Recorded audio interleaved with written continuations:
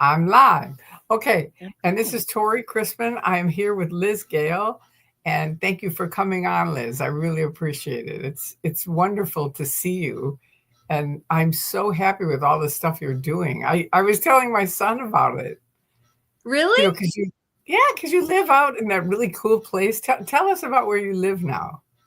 Well, I mean, I live in Oregon and geez, let's see. I live on a little tiny farm and we have about 5 acres. We have some chickens and just, it's so gorgeous. We have a big greenhouse and do gardening. And that's been a big part of my healing, honestly. I Growing believe it. things, I having believe things, it. yeah, and being out of my control and just knowing that there's a plan. Like the plan is in the seed. I can see it. It grows. True. It's true. It's Yeah. nature. It's so beautiful, isn't it? Oh, it's probably the one thing that's closest to faith now for me. Like Right. I have a very oh sorry, my dog might bark. I have a Hi, really John. I have a challenging time with authority and authority religion or organized religion. So I think with nature makes most of us do. yeah. I It's can't kind of imagine why. yeah. Hey, JB808, hi. Hi. He's saying hello, Queen Tory and Liz, sending love Hi. and aloha. He's in Alaska. I mean, he's in Hawaii. Hawaii. Okay. So it's earlier Aloha. there. Yeah. Yeah, we're both on the West Coast. This is late for me. Really? Yeah, I'm the old lady here. This is close to my bedtime. In fact, when I messaged you, I was like, Tori, our schedules are basically just opposite for when I we know. go live. I know. But this is a perfect match. Good. It's 4:32 in Hawaii. Wow. Isn't that amazing? It's 4:32 p.m. Yeah. So it's in the afternoon. Hey, Dylan. Hello. It's Dylan Chatterton. All right. And Sophie, hi. She's one of my moderators. Thank you for Hi. coming on. She said Yeah. hearts to the two beautiful, smart ladies.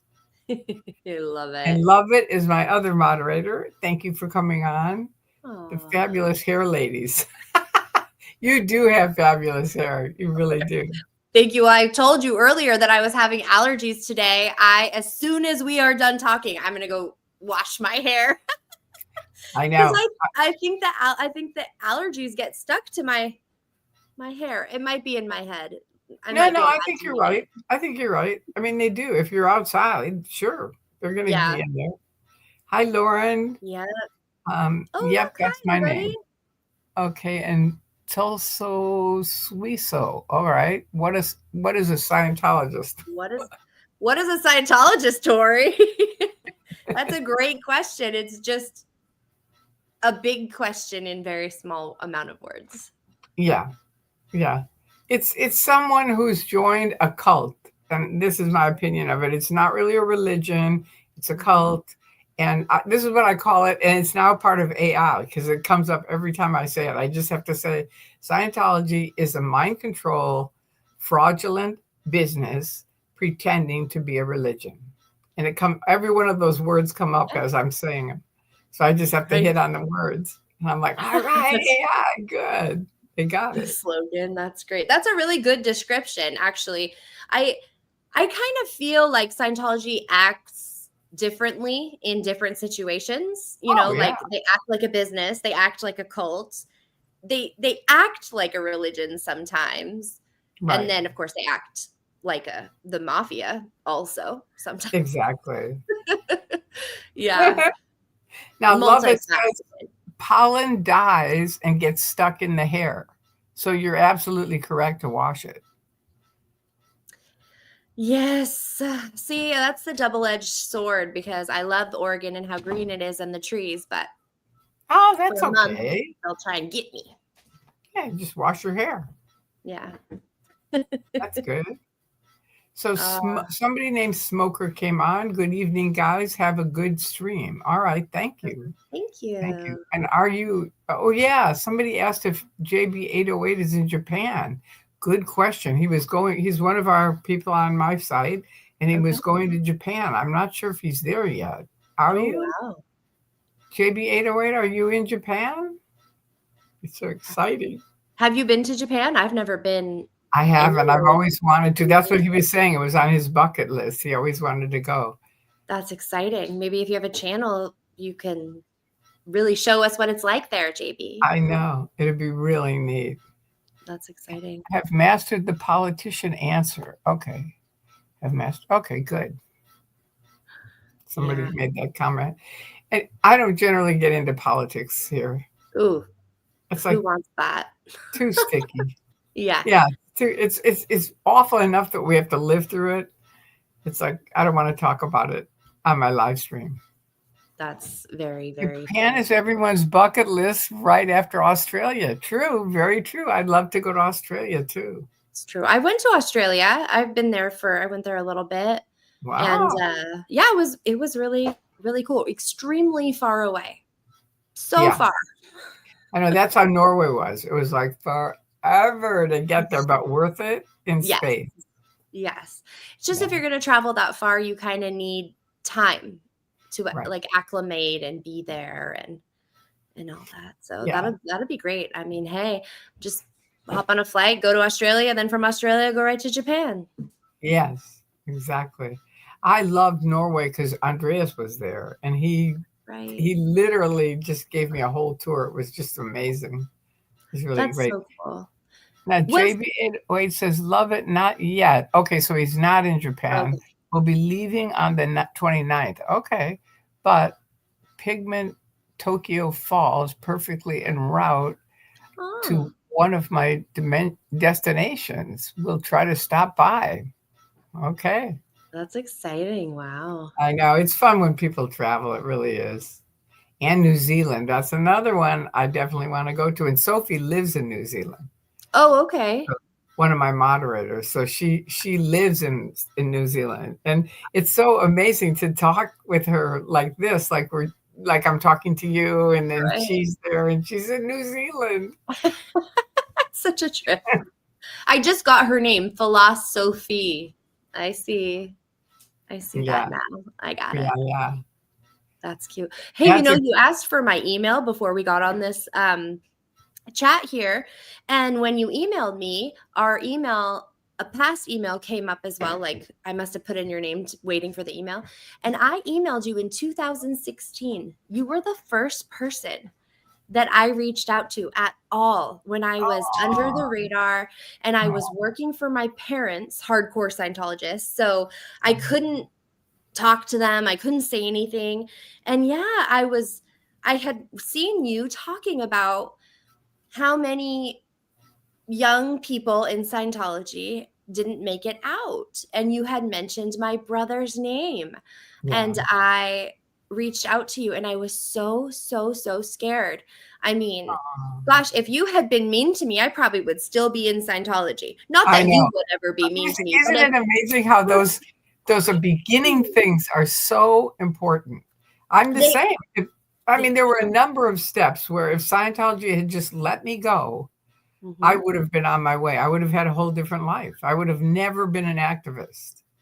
And I always say I started out at LAX, which let's say it's right here on this side of the country, as a Scientologist. And by the end of the day at 1:45 in the morning, because of all the shit they did to me, I was an activist. Gosh. In one day. Yeah, they don't realize, I think, that they create this. I told them that when I was in Right. as a member, I said, you are creating your own enemies doing this kind of thing. Yeah, it's so wild. And especially to us, like if you were born in and you were like kind of fighting this fight, fighting the fight, and just a little acknowledgement probably would go a long way, but we never get that never get any acknowledgement, never get a sorry. It's always the fight and the, I don't know, the gaslighting. It's kind of like, gosh, if you guys just said you were sorry and tried to make it right, who knows what could happen. But I know. I remember saying to Mike Rinder, because back then he was still in and I was out. Okay. And I said, you need to come out here and meet these critics because Right. there's thousands of them and they're not going away. And you Right. really need to hear what the ex-Scientologist, the second gen, I don't know if the second gens had already been speaking out yet in 2000, had they? I didn't know any. I mean, I think that's around when did Jenna's book come out? It wasn't even then, was It was it? after. No, no, no. I Yeah. met Jenna in 2008. That's when Okay. Anonymous arrived, and that's when all the books came out because it made That's it right. safe because it was That's 9,000 right. people around the world. That's right. And So that's when I yeah, remember the day that Anonymous posted that video and right. it They was called me that night, terrifying. so I remember it too. Yeah. And I remember feeling, for anybody who's watching who doesn't know, I don't know what year it was, but Anonymous put out one of their videos in anonymous form where it's like kind of eerie and they're basically saying, Scientology, we're coming for you. We've seen 2008. you. Yes. 2008. Yes. And 2008. Okay. And I'd never seen anything like it before. I never thought that anything would ever be big enough, strong enough, powerful enough to take Right. Scientology on. It blew my mind. And were Um, you out yet in I was under 2008? the radar then. Okay. And later, when I was getting handled on something, I did receive a dead agent pack on Anonymous Right. because I was like, well, what's going on with this? And they're like, no, they're just a bunch of hacktivists, a bunch of hackers. Like, they're the worst. But some of the other things that Anonymous did, I did agree with. I mean, I know Okay. that they're hackers or whatever, but like they hacked Visa, I think. They shut some sites down that I was like, "Oh, these guys are powerful. These Right. guys are for real. They could actually be an adversary to Right. Scientology." And I Right. had never imagined what that adversary would look like. I just didn't know. So, Right. Yeah, I think that's true for all of us. I mean, I felt like I was getting raped in an alley, and they were like, because there were only 4 people that were speaking out. right? There were a lot of people that were speaking out, but they were all in anonymous names. There were only 4 people that used their names, and I Right. had their phone numbers and could call them and stuff like that. And then all of a sudden, these guys, I had made a post saying, this isn't anonymous. This is OSA. They're just trying to distract off. Remember, they had that book about Tom Cruise? It was like the alternative book about Tom Cruise. It was some Oh, guy who wrote a book telling the other side of Tom Cruise. And that okay. guy flew in to meet all my friends at a party and stuff like that. And Okay. so I thought it was OSA just trying to distract off that book. Right. And so that's what I said. And so they called me. Thank you, Finji. You just gave me $5. Thank you. Oh, wow. So, Hi. so anyway, they called me right in this room and said, this is anonymous. Is this Tory or is this Magoo? And I said, it is. I was like really scared. It was like really Yeah. freaky. And Yeah. and then I said, okay, I thought, okay, I got to get it together. That's my thing. Get it together, Tory. And and so I did, and I talked to them, and I won't get into it, but they had like really dangerous plans that they were going to do. And I said, look, you are way out of your wheelhouse. These Mm, guys will put you in prison, no mm, question, if you right. do the stuff you're talking about. And they said, well, what can we do? And I said, let's do a peaceful picket. There's nothing they can do. They can't stop us if we do a peaceful picket. Right. And that's what Right. they did. And the Mhm. guy said, okay, I'll meet you at the complex. And we walked around. There's a video on the net of me and he walking around the internet. This is Mhm. Asheville, this is LA, Oregon, or telling them about the Mhm. different places. And at the end, and we've been protesting with maybe 10 people, right? Right. Maybe 15. And he Okay. goes, okay, we'll have 500 people here on February 10th. And I said, okay, just thinking, sure.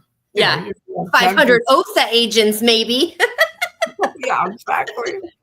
And you know what? They did. They had Right. 500 here and Yeah. 5,000 around the world. Yeah. That is the thing that I did. Anonymous did seem like they did what they said they would do. Oh, They they took did. it as far as they could go. And that Right. earns a lot of social standing and credit. I mean, Huge, for me, huge. you got to mean what you say what you do, or I cannot take the risk of trusting. I mean, Right. and that, you live my life and you would understand. I mean, I know you know, but anybody watching. Yeah. It's true. Yeah, and now And you're such a big part of this protest.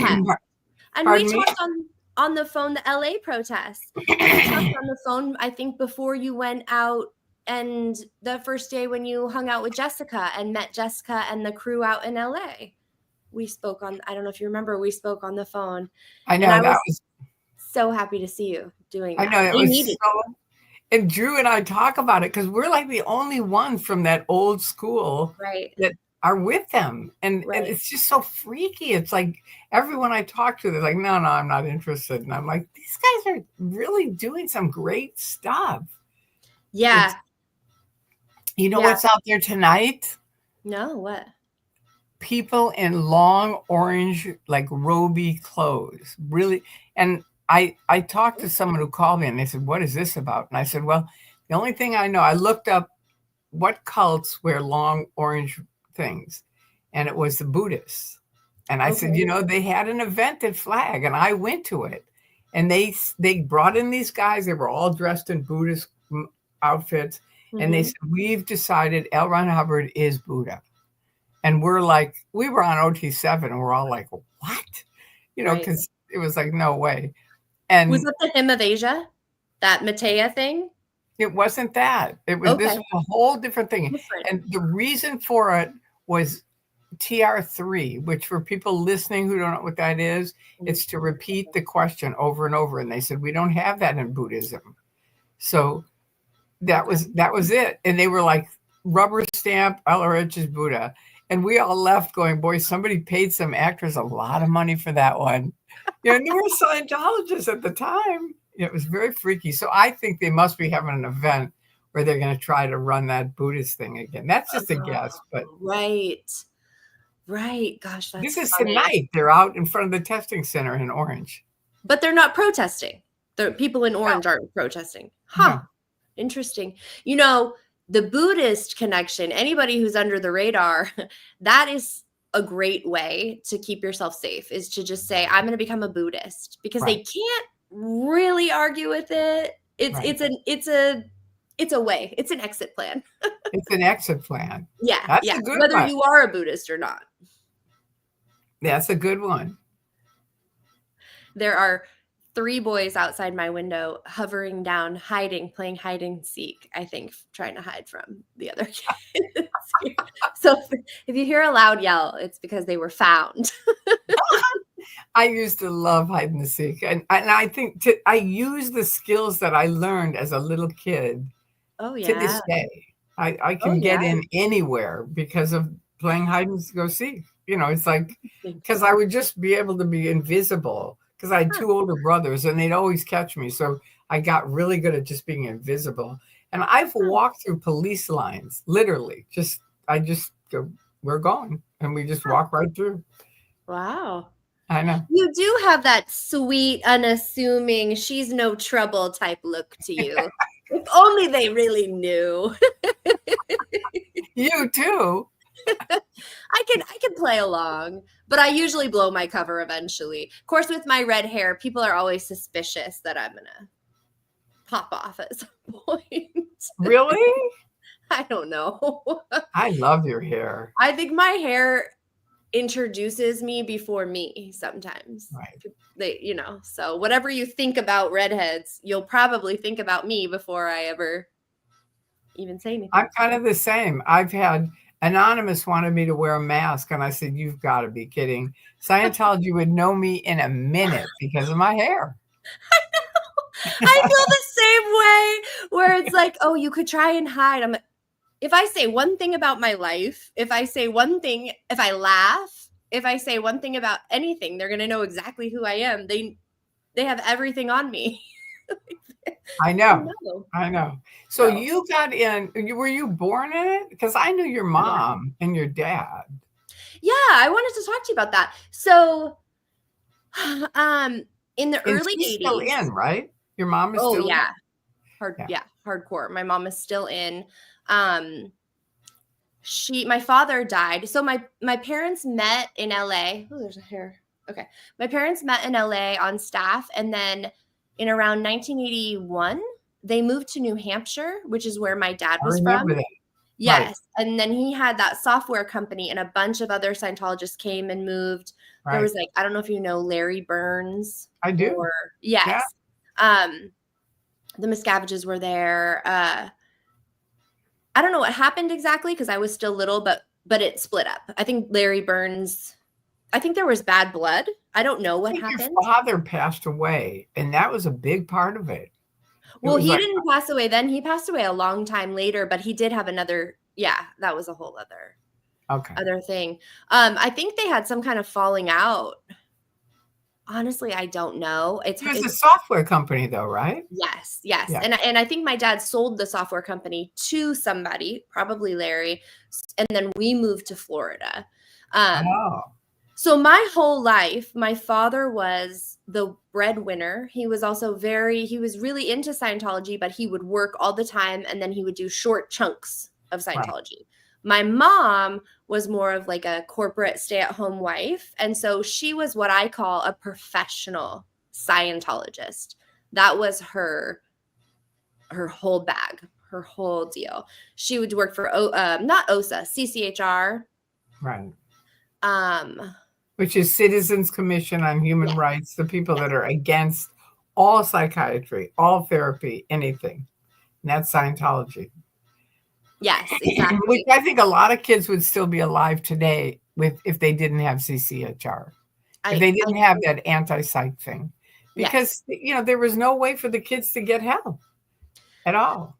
Yeah, yeah. And the shame and the stigma of having some kind of condition that Scientology can't fix, which is a lot of mental conditions, it puts you between a rock and a hard place because you just have to keep going back to what makes it worse or what doesn't help, and you can never access anything else. I mean, you can't even meditate. I have epilepsy. Yes, and they wouldn't let you take your medication. Yeah, I fought them for 30 years on it, and I got the entire Flagland base crammed on it, on medicine, because they weren't going to let me on. I think it was in '89. They weren't going to let me on OT5, and they said you have to get off your medicine again. And I said, you show me where it's in writing, and they didn't have anything. And they finally had one line in one HCOB that said on upper OT levels, someone should not be on medicine. This was from Hubbard. Okay. And I said, look, and you might not even know this either. I didn't. But all the earlier OT levels, OT 1 through 7, they now call pre-OT levels. I have heard that. Have you? So yeah, it's like, so I said to them, look, all these people are talking about wins about handling their body. Mm-hmm. I have a physical illness. So no, you're wrong. I think he's talking about way upper OT levels. Right. And I think you have a misunderstanding. And I wanted to go up to RTC, Ray Midoff. He knows my case. He can decide. Yeah. And so it took about a month. And then it came back and the DOP called and said, we really want to apologize. We were super wrong. You absolutely have a full okay from OT5 all through 8. And we're going to send it in writing. And they crammed everybody. And my friend was at Flag on staff. And I said, yeah, I heard they crammed the CSs. And she goes, Tory, you don't get it. They crammed every tech terminal. If you lifted a folder, you got crammed on that thing about medicine. It was like a big win for me. Yeah. I'm imagining you just tearing them up in there. It was a win for me because I was like, And your brother was frankly part of it. It was like each of the kids, because, James also unalived himself. Yeah. And so I knew, I think 4 or 5 kids then. And it was just like, and, this is not okay. These kids would be alive if you didn't do this weird stuff that you do. So I felt really good that at least I got it. I don't know if they still use it, but they did then. And they let my mother-in-law go on this. She was taking blood thinners and they said, no, you have to get off of them to go on the ship to do OT8. And that's so dangerous. Really dangerous. That's so scary. And because of my getting them corrected, they let her do the take her Right. blood thinners and go on OTA. Right. Well, thank goodness, because last I checked, Scientology doesn't usually learn until somebody passes away or files a lawsuit. So the Right. fact that you were able to do that is really very remarkable. I know. I thought it was pretty cool too. Yeah. Thank you. It was really fun for me. It really was. But That's tell me great. about you. So finish telling me about your mother and your father. So Yes. your brother. Well, okay, yeah. I mean, we were really probably what you would consider a family with a lot of potential. You know, my brother was very, very smart. We went to all Scientology schools. My father could afford for my mom to go up the bridge. They both were OT. Yeah, you were a cool family. Yeah, really hardcore.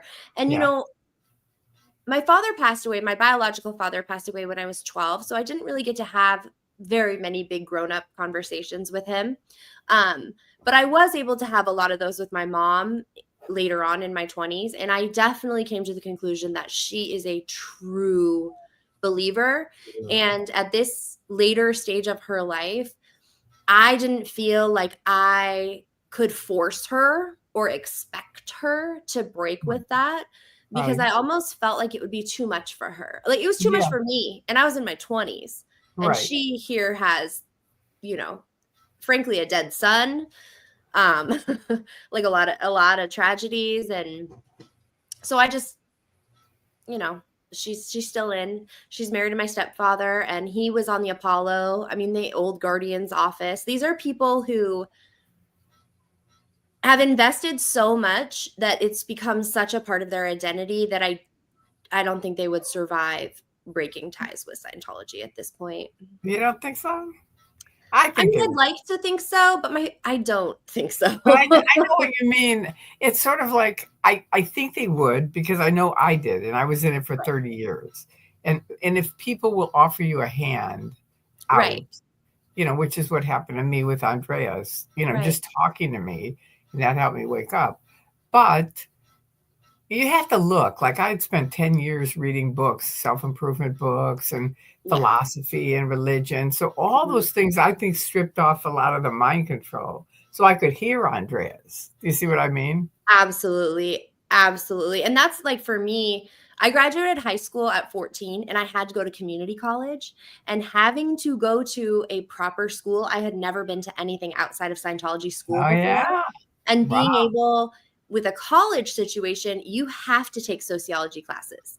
Doesn't matter what your degree is. Like, you have to take some of these basic psychology 101, or, I mean, maybe you could skirt around if you tried really, really hard. But at the program I was in, it's just a required course. It's not that big of a deal. Right. But once I got into psychology 101, I was like, what is happening around here? There's so much I don't know. And that part really, especially about human development. So I don't know if you know this. I did go on and get my degree in child and family studies. Wow. Yeah. And Did you it took me 8. What? Did you do that? Yeah. It took me 8 years to get my 4-year degree, but yay! Good job, girl. Thank you. And because I was drawn to it, because everybody was dying. Right. I mean, it sounds like I'm being dramatic, but seriously. No, you're not. You're not. Yes, a huge percentage of the people that I grew up with were hurting, were self-hurting, were hurting others, and people were dropping like flies. I know. And that is so true. I'm so happy to hear you say that, because you're the only person I've ever heard say that. Oh, really? Me. Yeah, and I say it all the time. It's like, to me, it was like, do you remember a guy named Steve Miller at AO by any chance? He was the cramming officer there. And he was sort of a gossip hound also. And so he loved asking people about stuff. And so he would come across the street. I'd be walking across the street, and he'd go, Tory, you're not going to believe who died now. And I'd be like, what now? And he'd start listing out these people that died. And it's like, the worst part is that they were friends of mine, but Scientology never mentions it. They just sweep them under the rug. That's it. Unless they're an opinion leader. Right. Those are the only people that they announce. So I went to see Dr. Denk. And I said, look, what the hell's going on here? These people are dropping like flies. And what's going on? And he said, okay, come in my office. And he knew, I knew he was pro-medicine because he got my medicine for me, right? Yeah. So he stuck up for me all through the 30 years with the medicine. And so he said, come in my office. And he said, look, every person, he said, you can't make people take medicine. You can't make them. So if they insist on doing all natural for cancer, that's their decision. And he said, every person who's come to the Shaw Health Center doing natural handling of cancer is dead. Every person. He said, if some did some natural, some medicine, some lived, some died, those are our statistics. That's it. Yeah. That's kind of freaky to hear. It really was. Yeah, it's so hard. And the thing that's so challenging to me when I hear that is that, I mean, I'm all for natural medicine. I'm not like a big pro pharma girl over here. No, I hear you. I'm just not. But I mean, I broke my arm. I got surgery. I have an infection. I'll go get antibiotics. Yeah. It's just so hard because L. Ron Hubbard, or even I guess now David Miscavige, the leaders, the people in authority, what they say is more important than any doctor. It's truer than any doctor. I mean, I don't believe this now, but that's the mindset when you're in Scientology or any cult, that if your leader tells you that something, that broccoli will cure cancer, you are more likely to believe that than an actual doctor who is telling you, something different. Yeah. Yeah. And it's wild to me because L. Ron Hubbard did not pick a lane. He's an expert in, photography and baby formula and cleaning windows and fragrance and how to wash your laundry and how to talk to people and how to run a business and all these different things. Yet the man couldn't keep a wife. No. What's up with that? No.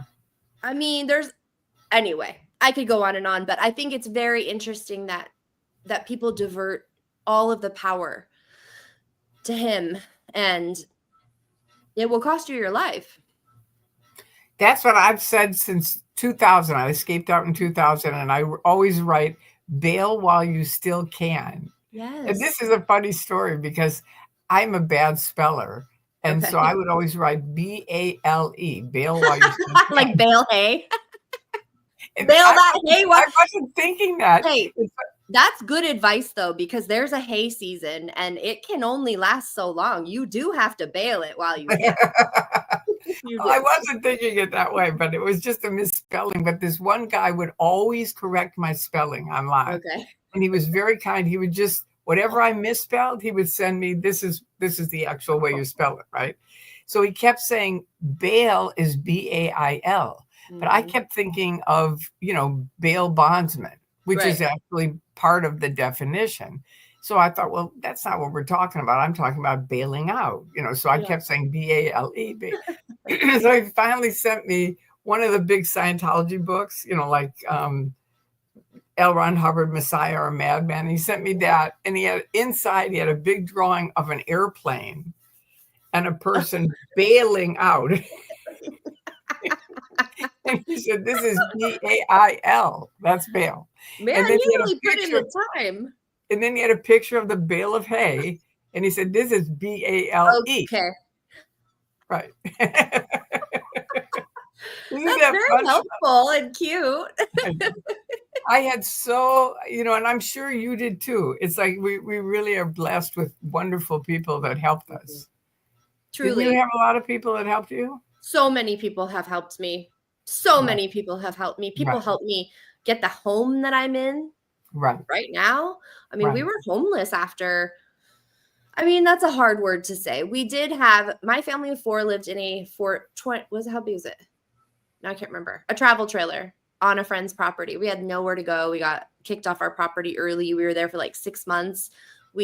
Somebody helped us. I mean, we had a contract. It wasn't like necessarily a handout, but it was something that they went out of their way completely 100% to help us with. And I'm not always in the financial position to do that to others, but I really do try like with you, like the fact that if I had reached out to you and you had been like, Liz, you know, I don't know, Wake anything. up. Yeah, whatever, something rude. I don't know that I would still be in Scientology, but it would have changed my trajectory in it. And so I want to be that for other people too. And I hope that as I get more, I don't know, stable, more resources, I can help in more ways. But I think you help a sometimes, lot. I think it's very important what you do. oh, that's so sweet. I appreciate that. Sometimes I wonder if I'm reaching anybody or if it No, matters. you are. You Thank you. are.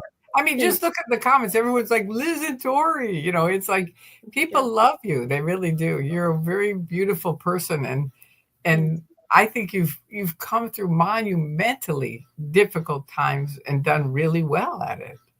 I mean, you.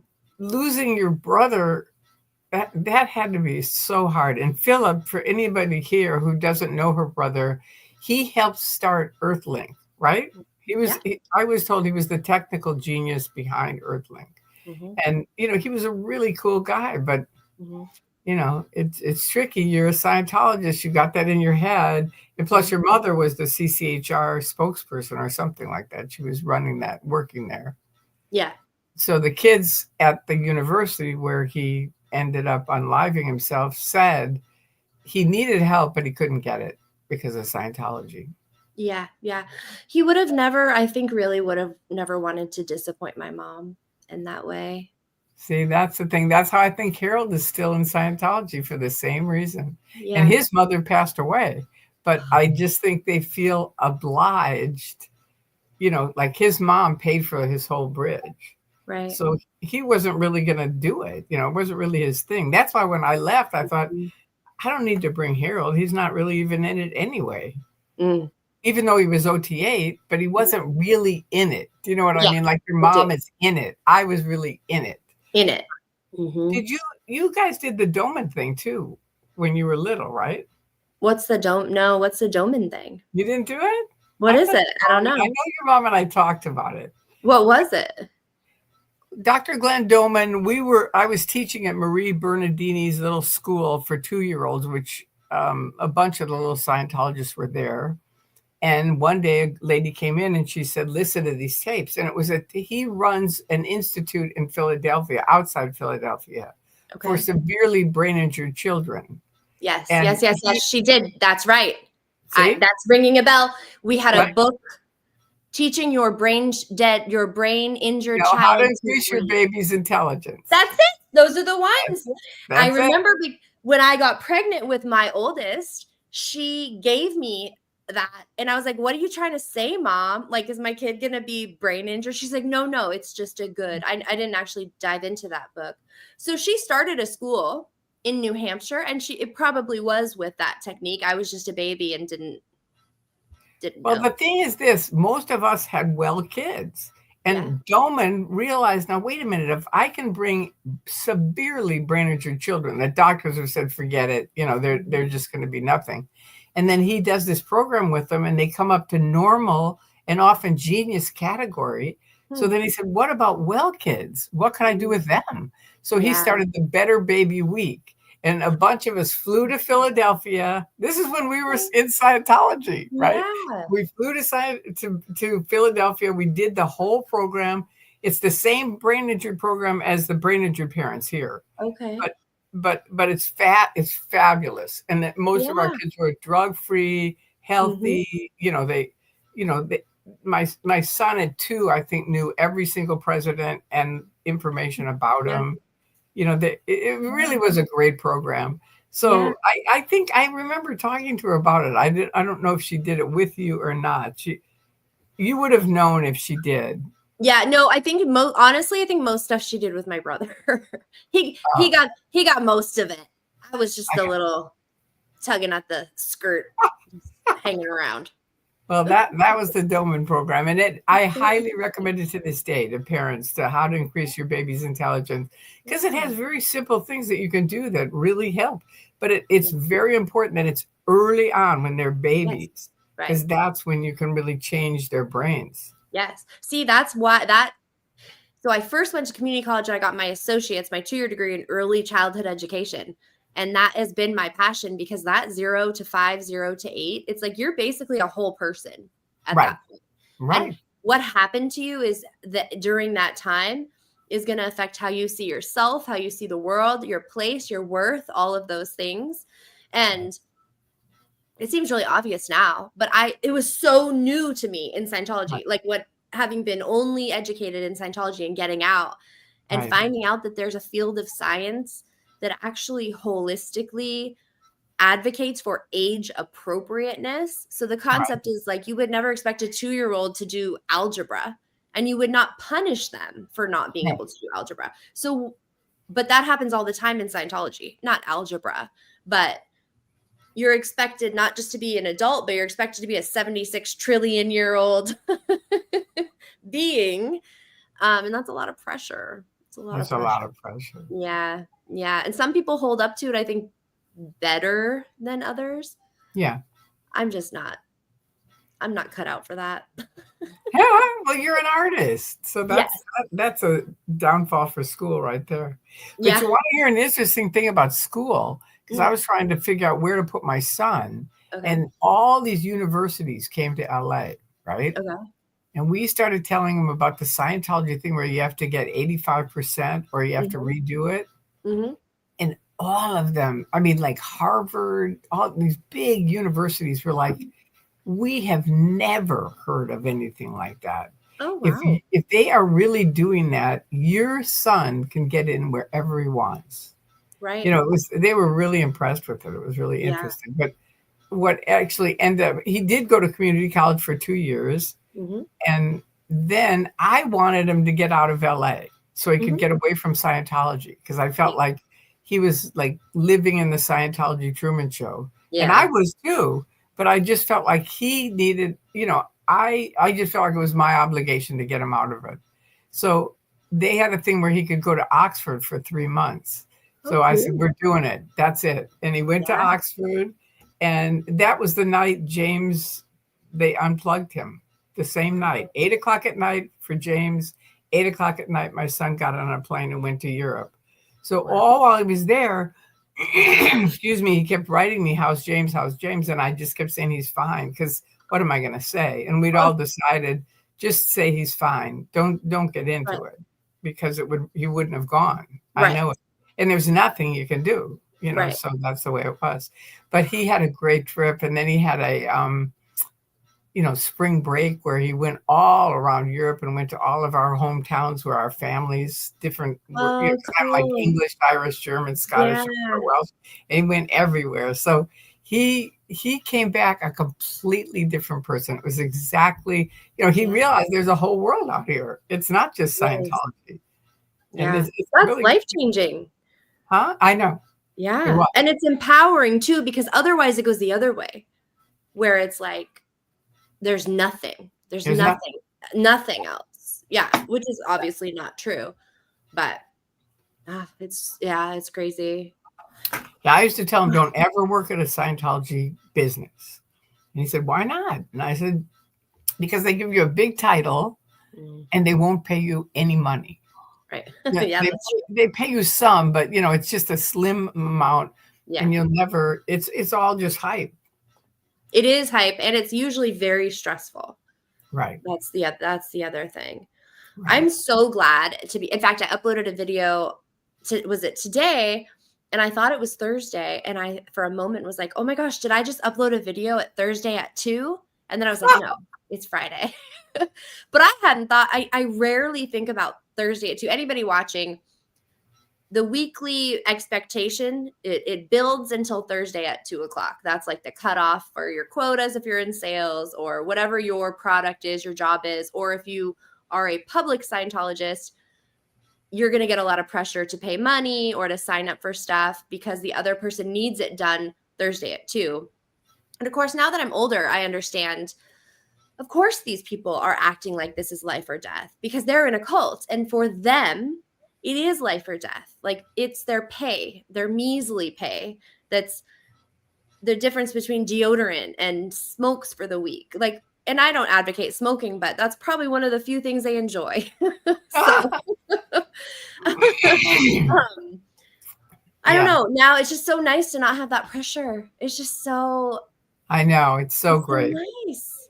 I It's so was nice. working at Narconon just for a couple Oh weeks, yeah. maybe a month at Narconon Int, and they Yeah. had all these fax machines and all these Mhm. Thursday before 2, all this stuff was coming in, and Yep. the receptionist was a guy they'd hired who never was in Scientology.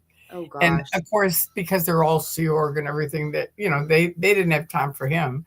So I was there, and he goes, "Tory, could I just ask you a question?" And I said, "Yeah, sure." And he goes, "What's the deal with this Thursday thing? They all just go nuts." And I said, "Yeah, I know. It's think of it like a football game, and it's Yeah. like if you have 2 minutes left to Right. win the game or lose the game. That's Mhm. their Thursday at 2." And he Yeah. goes, "Oh, I wish they would have told me that. All these months I've been here going, what is wrong with these people?" Yeah.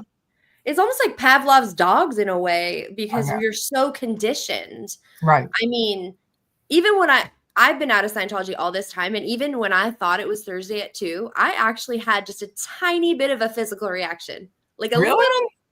little bit of a flush of like, and then I was like, whoa, there's no Yeah, I Thursday never at had 2. that. Not Oh ever. my But gosh. all of Woo. that I thank epilepsy for having, because Okay. of it, I just was like, I am not, because people would come up to me all the time and say, Mhm. "How could you be on the bridge to total freedom and be on medicine?"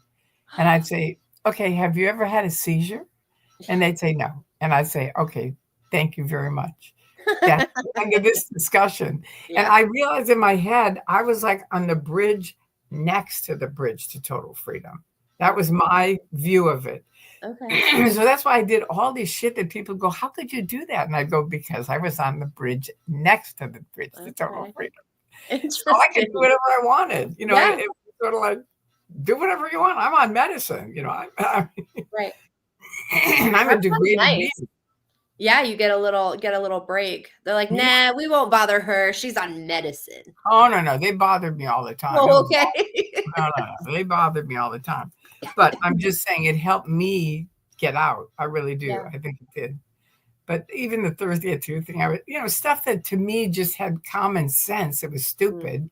I'd just say, no, I'm not doing that. Even PTSSP, I always thought was stupid.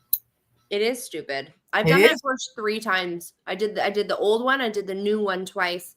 PTSP, well, if you were raised like me, you might have attachment issues. If you have attachment issues, you might have mood things. And I definitely have had some, I don't know what the right words are. I've had some really long periods of instability in my life where I didn't know what was going to happen. I didn't know where I was going to be. And I would almost like lash out or act really crazy because I felt like then I would have to be sent home. Like my mom would have to deal with me then, which That's didn't really always work kind for of the record. smart. Well, I mean, I've never really been a dummy. I've just always kind of chosen the hardest way to get there or the alternative route, I guess. Anyway, yeah, I didn't I know you forgot. had a choice. When you say you chose it, you you really didn't have a choice. Yeah, I mean, the choosing between, I guess really at that point, it's just sort of fight or flight, right? Or fawn, either fall Yeah, down and do nothing or yeah. fight It's back like to you some you degree. did the best you could do. Yes, I did. And I wonder sometimes, how do I explain this? Like, I wonder what the difference is sometimes, like why some people stay in and some people get out.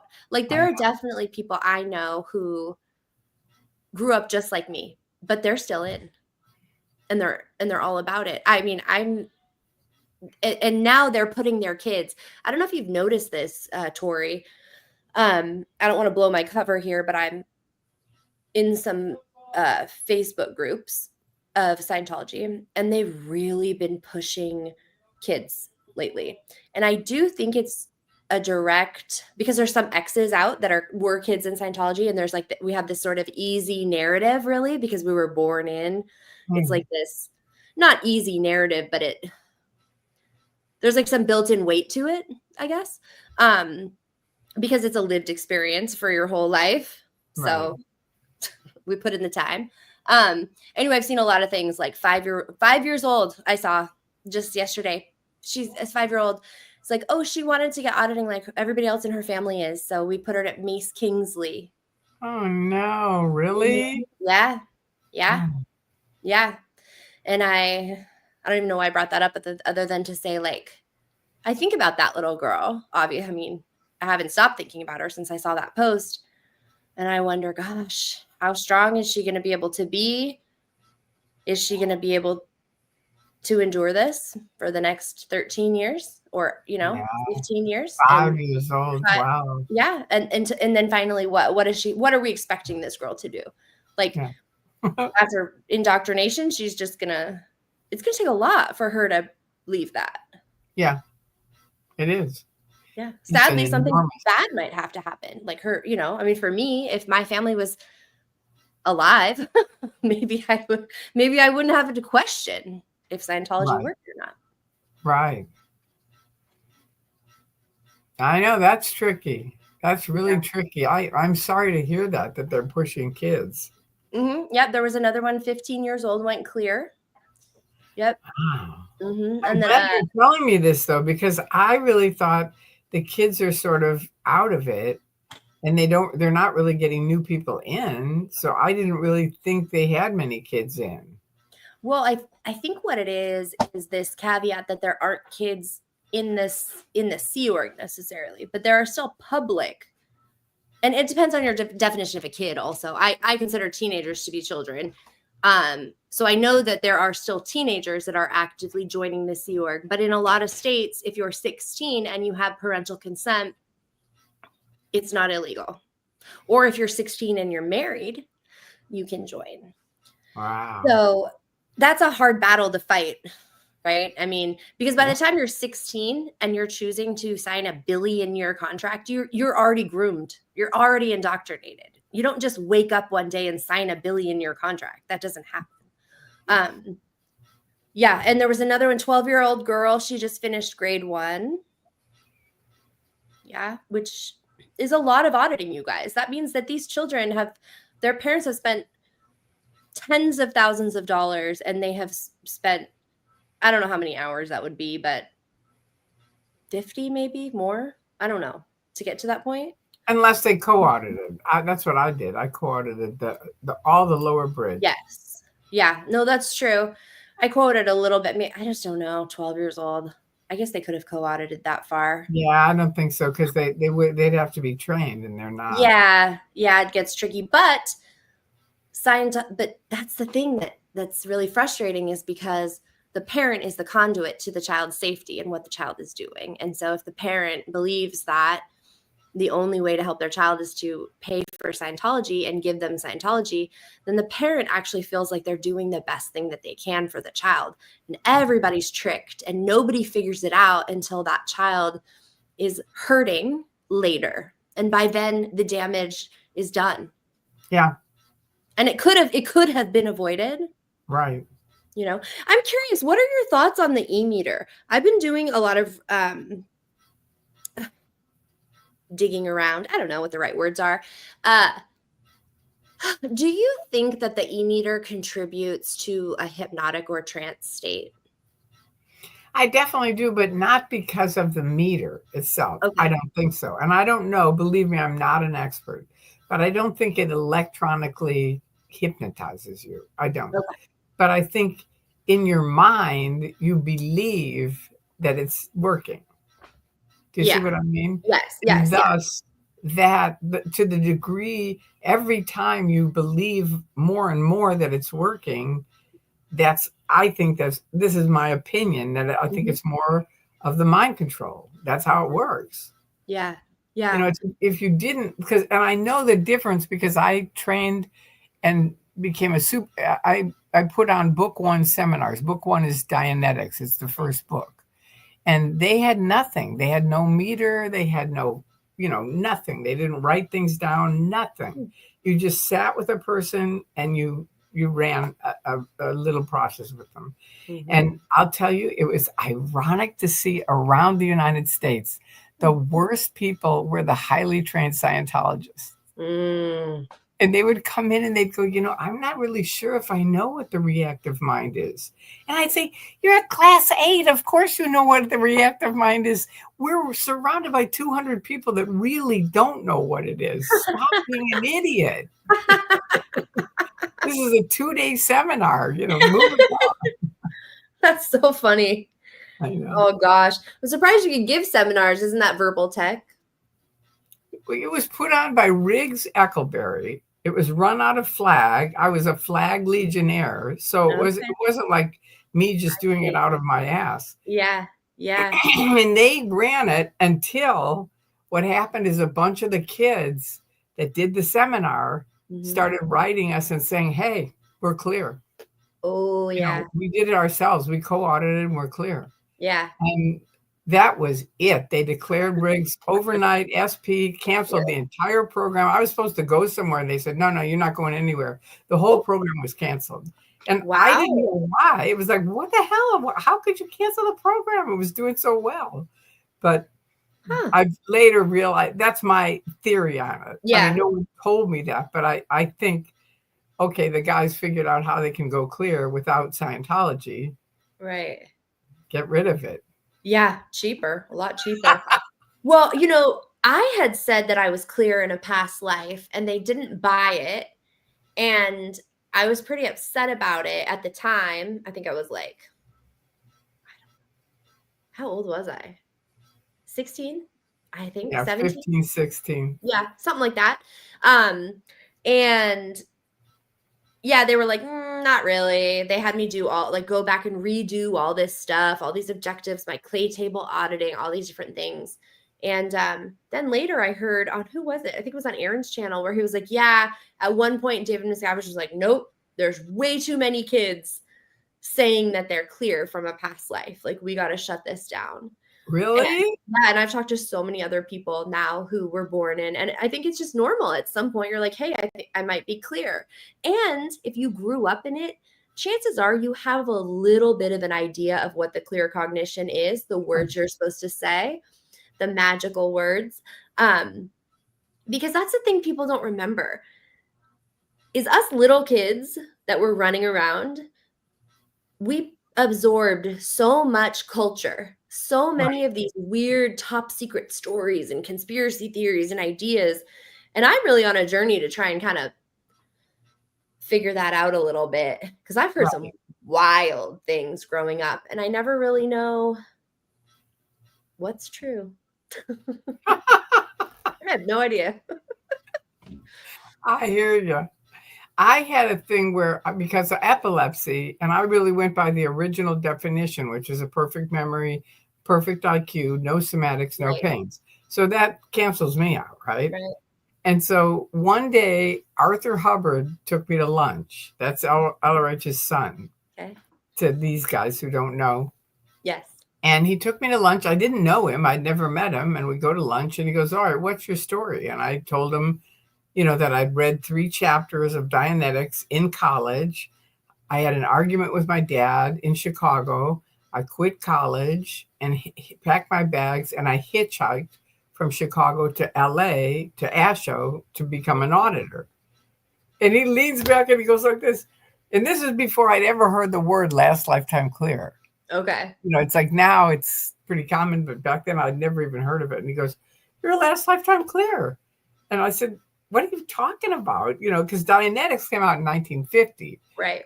And I was born in 47. He goes, yeah, but my dad was doing research back then, way early on. Yeah. And so he was probably, and all of a sudden, it was like dominoes where it was like, it all worked. It was like, oh, yeah.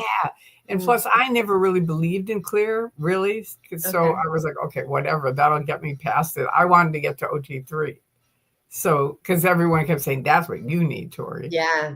So the wall of fire. I know. And then after OT3, did you miraculously need OT4? And then OT5? And then OT6? I nearly died after OT3. Did you? Because I thought I don't need this medicine because I got rid of all the BTs and clusters. And I went into what's called status epilepticus, which is multiple grand mal seizures. And God knows how I knew, But in my subconscious, I knew, don't call Scientology. They're going to kill you. Because my mother had already told me that. She said, these people are going to kill you. Yeah. So it was sort of in my head. And I thought, don't call them, because they'll drive you out somewhere. And in the meantime, you'll die. Because I knew this was really bad. So I called a friend of mine who was on the fence. And I just said, Jerry, get over here. And the next thing I knew, I was in the hospital with all these electrodes on my head. And the doctor said, 5 more minutes and you would have been dead. 5 minutes. I know, it's heavy. So I literally did almost die on it. Yeah. And of course, you know, they talked me into doing 4, 5, 6, 7, and whatever. Right. And I have 9, 10, and 11 paid for. Really? Wow. Hey, can I ask you how much you paid for those? For 9 to 11? Yeah, like what's the going rate? A dime. My mother-in-law, they got back in 1950 and were with Hubbard, and he sold it to them as a package. I get probably it. $1,200 or something. It was okay. It was nothing. But they gave it to. They gave Harold one and me one, so I have 9 to 11 paid for. Wow, that's kind of fun. Not really. Not that I would ever do it. I love that they owe it to you, though. Yeah, I know. Me too. I love. I love that you're entitled to it. I know. I have 9 to 11 paid for, and they owe me $1 million. I added that up, and I believe that to be 100% true. Yeah, and that's without interest. So okay, the kids all love that. They're like, remind them they owe you $1 million. Right. Remind them also. I swear, there's some math to be done because there's interest and there's inflation on that. So that's a good point. Yeah.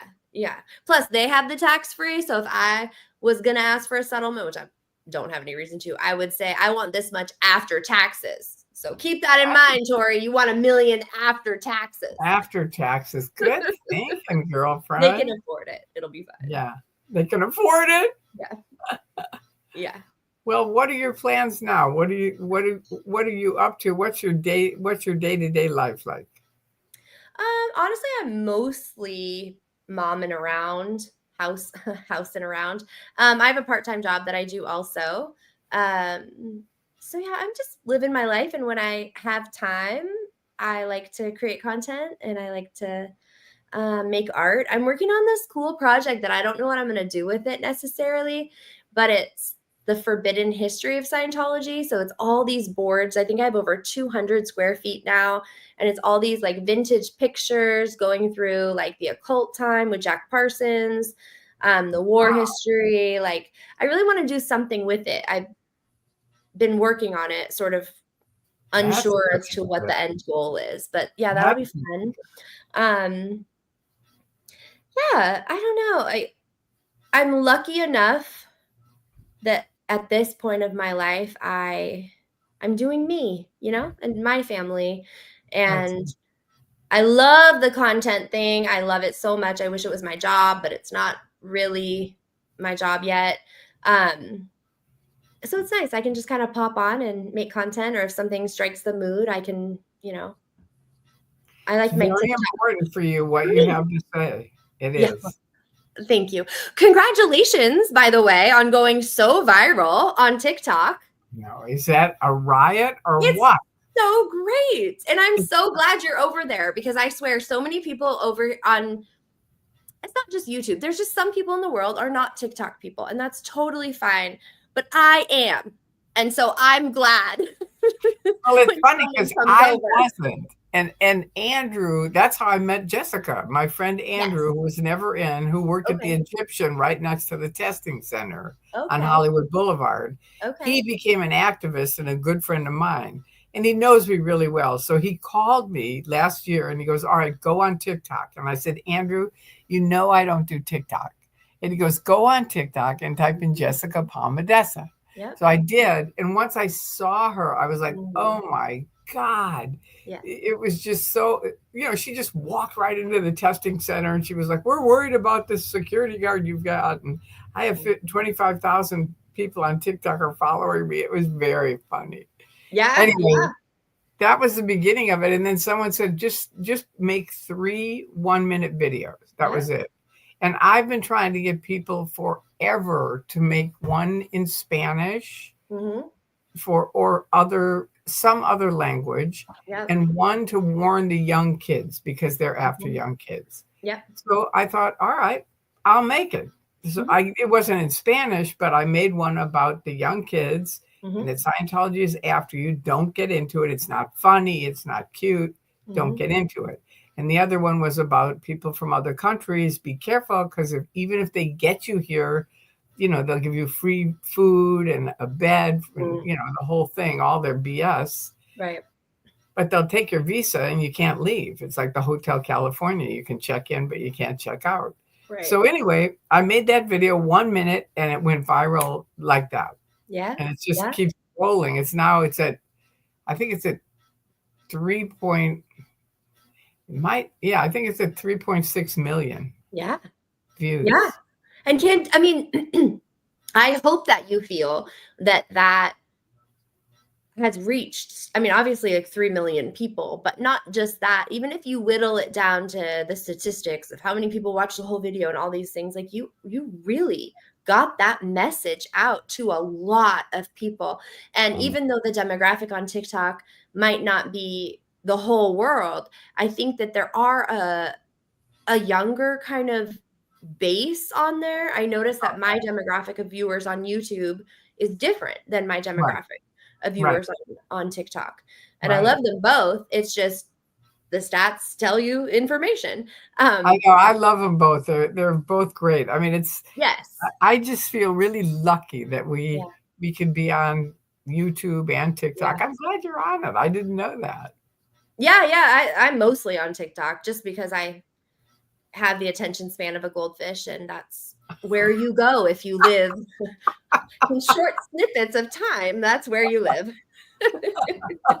Yeah, but it's been great. I've never gotten 3 million views on any of my stuff, so I'm my hat's off to you. I think it's amazing. I think it's fantastic. I think it's amazing too. I don't look at it as it's me. It's just the right place at the right time. I hear you. I think there's a lot of it's you though.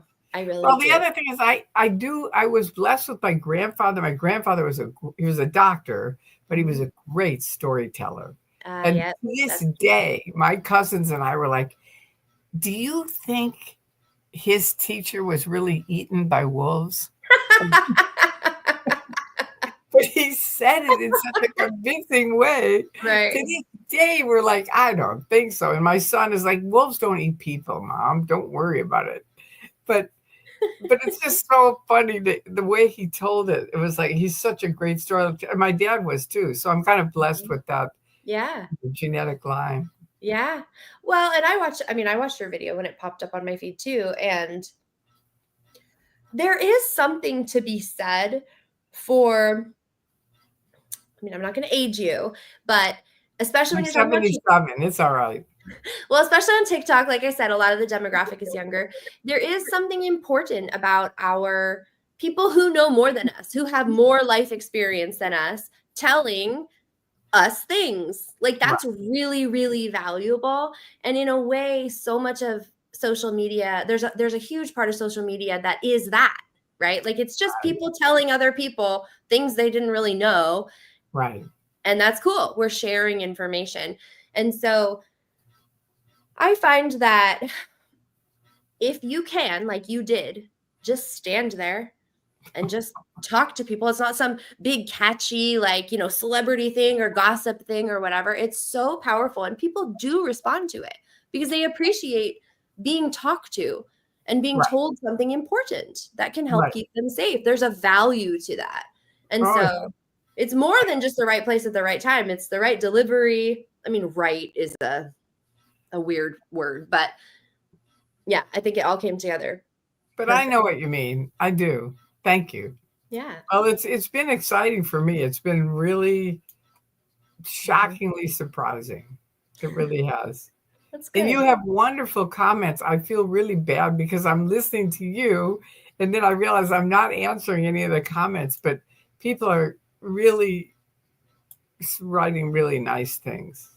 That's sweet, you guys. I'm so glad. Thank you, guys. I know. They're really a good group of people. No, it is nice. I've been seeing I see the chat right here. It's really nice. You can? Oh, Yeah, I good. can see them. I can't do anything with them, but yeah, I can see them. Okay, good. And I'm glad. I'm really That's glad. what I'm saying. People love you. They do. You're a loved Well, person. I appreciate that. It's always, I'm fooling you. Guys, fooled you all. No. Well, as Weight Watchers taught me, because people often in Weight Watchers can never take a compliment. And Okay. actually, I learned most women can't take compliments. Yeah. And I had to think about it because I used to travel around LA and sell jewelry. And it didn't matter who I talked to. I'd say, I like your hair. I like your blouse. I like your everyone. Oh, it's old. Oh, I got to get my hair cut. Oh, my nails are really Right. crummy. And I thought, Yeah. what is it about us? And then Yeah. I realized as young kids, especially my generation, it was like, now don't be braggadocious. You know what I Right. mean? Like just say thank you, or whatever. Whereas the guys, it was like stand up straight, jump out, be Yeah. strong. Yeah. And it's really interesting that if you listen to it. So Weight Watchers was really big on just say thank you. Yeah. Someone says, I like your hair, say thank you. Thank you. That's it. Yeah. It's a thing to work on because it's tricky because we're so grilled on not, Yeah. sort of making it negative. Well, I don't want anybody to think I'm too nice because that way, when I'm mean later, they'll be disappointed. I want everybody to think that I'm like mediocre, and then when I'm nice, they'll be pleased with me. Okay, that's a plan. That's a plan. I get it. I do. I get it. Gotta That's keep kind it of real. a plan. I hadn't thought of that, but I mean, because you are really nice, so Thank you. that's a difficult one to be like. Well, I'm not really nice because I'm also really mean. When have you been mean? I've never seen you mean. I mean, I'm not mean. I can definitely clap back on a person sometimes, or but I don't know. I think what it is that I have an internal drive sometimes to like get in the drama. And so every so often I'm like, that sounds like a good idea. And then I get in there and I think, oh boy. Yeah. What was I thinking? Swing my way out of here. And then you get out. Jesse Prince taught me that. Because when I first left in 2000, everyone was attacking me because, of course, OSA was feeding it, saying, don't trust on her. She's an OSA operative. And I'm like, shut up, Bill Yachty. You know what I mean? It really ticked me off. But people bought it. Right. And I would get really upset. And they actually hired 3 people to write lies about me all day, all night, 24/7. And one of them, I have a program, a 25-step program to muzzle Tory, which way to go, OSA. That really worked, didn't it? Yeah. How's that stat going, OSA? How's that stat working for you? But anyway, they hired these people and they were writing all these lies and I would get upset. And I would call Jesse and he'd say, all right, listen to me carefully. Step away from the stove. Yeah. Don't get involved. It's such a great It's a great thing to know, because I remembered Yachty saying the only thing on the internet we can't handle is if someone says nothing. That's true. If no one will answer, they're done. Yeah. See, it's like, but if they poke at you and you go, that's not true, now they're in the game. That's true. You, right? That's true. That's true. Except for I just like the shit a little bit sometimes. I feel like my brain gets tired and it goes, Liz, your children are well behaved. Your husband loves you. Your house is clean. Your laundry's done. You should probably confront some OSA bot today. Go get on a fight. Yeah. And then I go, okay, I guess I will. But not too often. Yeah. But there are paid trolls out here. I mean, what are they? I believe so. I believe OSA is got its hands in this community, and there are the players that at play that is a losing battle. Like, there's no point trying to. No. So if it makes me feel good to say something, I'll say it for me because I want to say it, right? Not because I feel like I have to defend myself. Because plus we are on YouTube and TikTok. A little sass, it helps sometimes. It's the Well, game. I'm happy you're thriving and surviving and doing great. Thank you. I'm so glad to talk to you tonight. Thank you for having me, and thank you for always being there for me, honestly, ever since day one, literally, and for all the other people. That's so sweet. Do you remember what I said to you? I had it in there. You gave me your phone number. It was not a long exchange. I said, I could probably pull it up. I could read it to you. It was pretty short, but you were so open. You were just you were like, fine, call me. Here's my phone number. Like, I mean, it was wild. You know, I've had February 26th, 2016. I wrote, "Hi, Tory. How are you? This is Liz Gayle. I am Phil's sister. I was doing some research recently regarding his death in Scientology, and I came across some ARS posts on which you had commented that you knew him and his family. I'd love to ask you a few questions if possible. I'm wondering if there was some OSA activity." I said, I'm on a kind of a personal quest here, and I really appreciate you getting back to me. I'm flying under the radar, but I'm out of the church, and everyone who knows me knows it. And you wrote back almost immediately and wrote, "Hi, thanks for contacting me. I'm out of town. Here's my cell phone number. I'd love to talk to you." And we did talk. I don't think we talked for very long. And I was scared shitless.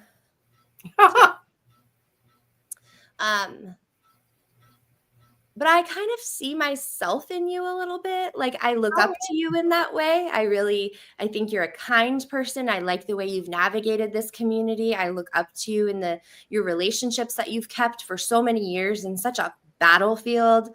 Right. And you were just there for me. You didn't ask me anything. You didn't make me explain myself. You didn't. No. Nothing. It was just, oh, great. Call me. Just open the door. And I'm almost getting goosebumps. I'm not even joking talking about it, because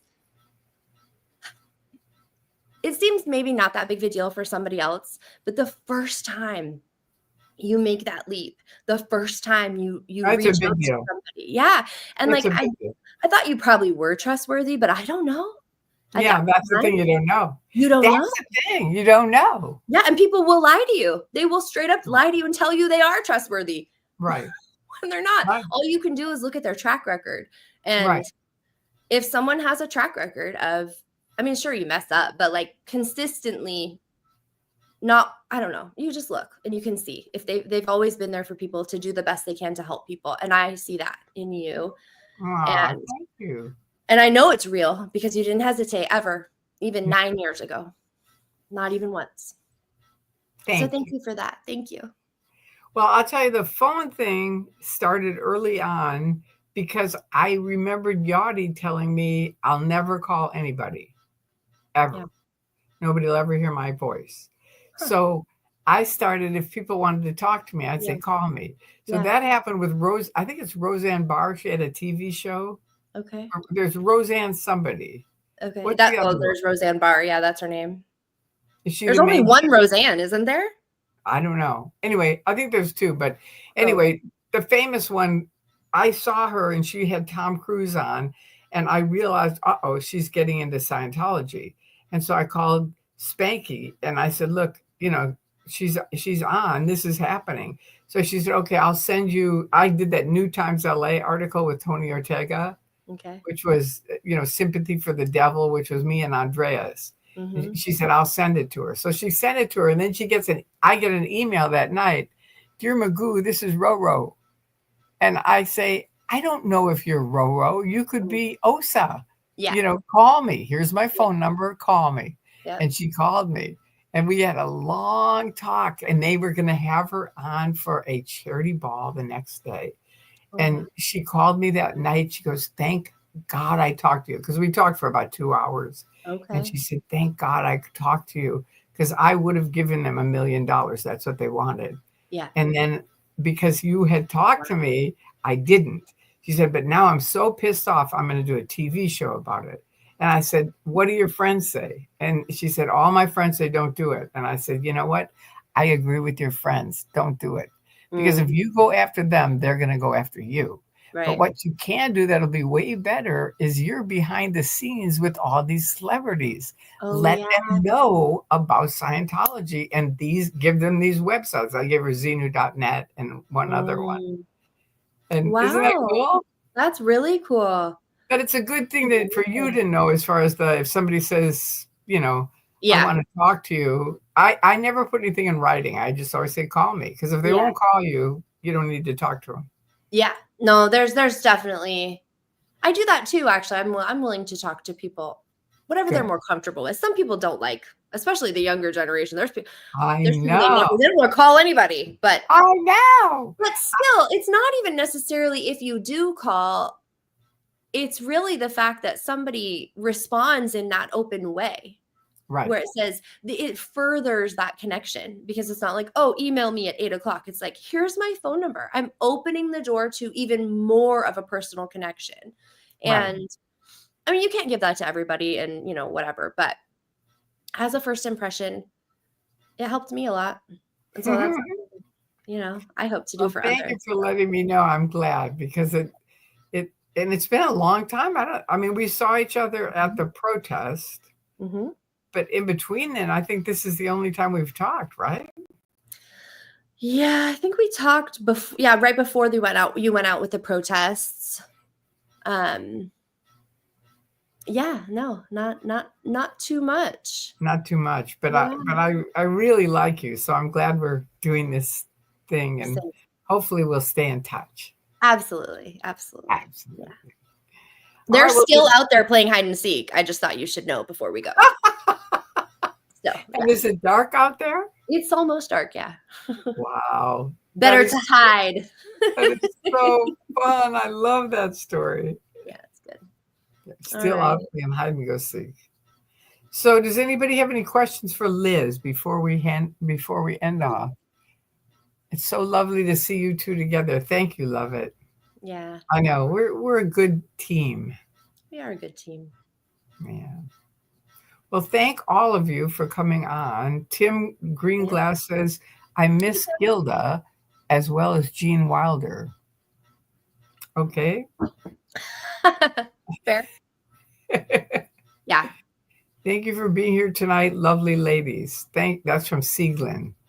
I see Professor Kakan's in here. I see some familiar names. I'm glad you guys were here. Thank you. Good. Both of you know a lot of OSA tactics, and a show about that would be really interesting. Yeah. I have the OSA files, that big cache of files. Do you have that? You must have that. What is it? That zip drive of files that Mike Rinder took when he left. I don't. I'll send you a link to it. Yeah, I don't understand half of it. It's all like I want to say it's 2010 and before. I don't know if I would understand it. I'd have to see it. They kept it all it's very totalitarian, where the right hand doesn't know what the left hand's doing. So when I first left, I started having parties because I only had 4 friends, and that would talk to me that were ex-Scientologists. So I had them over. It was Granberry, Spanky, Conrad, and me. I think that was the 4 people. That was our party. And by the end, people were flying in, like that author from the Tom Cruise thing, and different people. Lawrence Wright came in to interview people because he was doing the book. Yeah. It was jumping. It was really jumping. And it was at least 25, 30 people every party. It was really fun. But you could see where everybody would come in and it'd be like, okay, I was over here on this part. You were in that office. What were you doing? It's like nobody knew what the other person was doing. It was very interesting. I mean, that's intelligence agencies for you. Yeah. I mean, I'm pretty sure that's literally how the CIA is structured. So I'm pretty sure that whatever the CIA does is what Scientology does. And I don't know if you know this. Ooh. Did you know that they told a guy that went to LA Org and was going to give them $5,000 2 Christmases ago, that I don't talk to her. She's an undercover CIA agent. That's fair. That's fair. Somebody out here is an undercover CIA agent. I know, but for me, it was so funny because I had said to him, look, a security guard's going to come here any minute, which he did in about a minute after I said that. Right. And I said, don't trust them, and they hate me. So they're going to make lies about me. So now he went inside. I said to his friend, get him out here. And he goes up to the door and he goes, they locked him in. So I said, okay, call him on his cell phone and get him out. And he was a wrestler, and he comes out. And I said, and he goes, are you making and right then I'd started a Facebook live stream, because I thought this is the first time we've ever seen someone that's really doing they're brand new, right? Yeah. And so I'm making this video in my car, and he goes, are you making a video? And I said, yeah, but not with you. It's just to my friends. He goes, no, I want to be on video. Put it up here. I want to show my personality test, which is on my Facebook site from, a couple of years ago. You'd have to scroll a lot, but anyway, he holds it up. And of course, it's going up and down and up and down. And he says, yeah, they said I'm really crazy. And we both laugh, my friend and I, and we go, they say everyone's crazy. That's their drill. And he goes, let me guess. They told you Scientology can help you with that? Right, exactly. So anyway, they said about me, I said, don't trust him. And he was going to give him the $5,000 for auditing, which, think about it, but I've never heard that where they asked for $5,000 for the first thing in Scientology. Yeah. Their stats must have been way down. Yeah. Way down. So anyway, he was going to give it to him until they said I was a CIA agent. And we both burst out laughing. And he said, yeah, that was it for me. I'm going to Japan. Good. I said, good. So Japan? Isn't that funny though? Speaking of CIA agents. Yeah. Here I am. That is wild. Well, you are the best, most convincing undercover CIA ever. You're playing the long game. I'm the long game. Yeah. That's right. Yeah. That is well played. Well played. Thank you. Awesome. All right. Well, I'm going to go outside and go find the children. See the rascals. Yeah. All right. Well, thank you for coming, and thank you for doing the interview. It was really fun hearing about everything. Yeah, I had a great time. I'll have you on next, and we'll keep in touch, and I loved it. Thank you, everybody, for being so kind. Thank you, everybody. Yeah, good to see you. All right. Bye. We'll talk to you soon. I forget. Oh, yeah, I have to do the end stream. I always forget. The CIA trained her well, guys. Yeah, I know. Thank you, love it. And Sophie for being our moderators. Thank you, yes. And Sophie said, have a great night. Oh, yeah, it's Mark Bunker's birthday. Yeah. Is it today? I think so. Everyone, after we're done, should go over there and say happy birthday. Yeah, go wish him happy birthday. That would be a good idea. Yeah. Okay, thank you, Sophie. Thank you, love it. And thank you to you, Liz. All right, I will see you in the future. Yeah. Okay. And on TikTok.